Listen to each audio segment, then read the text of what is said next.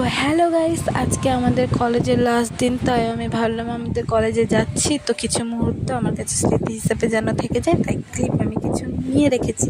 তো চলো আজকে আমি পরীক্ষা দিতে যাব আর তোমাদেরকেও দেখাবো আজকে লাস্ট দিনে আমরা কি করলাম। প্রথমেই আমি সোনামাকে আমার আদর করে নিলাম, তারপরে আমি 10 টাকা দিলাম, বললাম তুমি চকলেট খাবা। তারপর হাঁটু পায়ে টোটোতে গিয়ে উঠে পড়লাম, দিয়ে টোটোতে উঠে দেখছি আমার সব বন্ধুবান্ধব সবাই এসছে, আমরা একসঙ্গে সবাই মিলে চলে গেলাম পরীক্ষা দিতে। তারপরে চলো কি হয় দেখতে থাকো। তারপরে একটা অটোতে উঠে পড়লাম, অটোতে ওঠার পরে সোজা গিয়ে নেমে পড়লাম মালদায়। আর মালদায় গিয়ে চলো কী হতে থাকে, আমি তো লজ্জা করছিলাম যে এখানে রাস্তাতে ভিডিও করতে, তাই আমার বান্ধবী আমার ফোনটা নিয়ে কিছুটা ক্লিপ নিয়ে নিল। তারপরে হাঁটু পায়ে কলেজ পৌঁছে গেলাম। তারপরে চলো কি হয় দেখতে থাকো।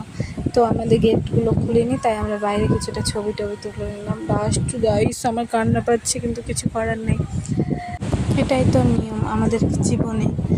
অনেক স্কুল লাইফ ছেড়ে গেছি, কলেজে গিয়ে অনেক বন্ধুবান্ধব পেলাম।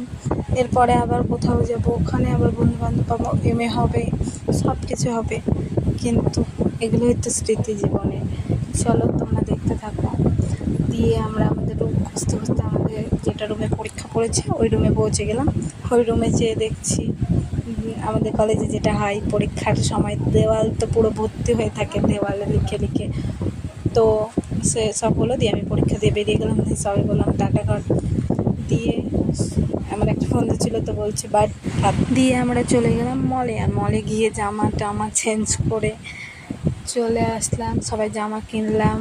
তারপরে আমি আর আমার বান্ধবীরা সবাই মিলে প্যাটিস খেয়ে নিলাম। তারপরে সবাইকে আবার বাই করে দিলাম। আমার মনে মানছিল না গাইস, এত কষ্ট লাগছিল কি বলবো, এখানে তো বোঝানো যাবে না সেটা। দিয়ে আমরা চলে আসলাম, তার কিছুক্ষণ পরে বিরিয়ানি খেয়ে নিলাম। তারপরে আমার এখানে বচপন কা দোস্ত মিল গয়া মুঝে, এটা আমার স্কুল ফ্রেন্ড, মাই বেস্টি। তারপরে দেখে নাও সবাইকে। তারপর আমরা বাড়ি পৌঁছে গেলাম, আমার সোনা আমার জন্য ক্যাডবেরি এনেছিলাম, ওগুলো দিলাম, টাটা।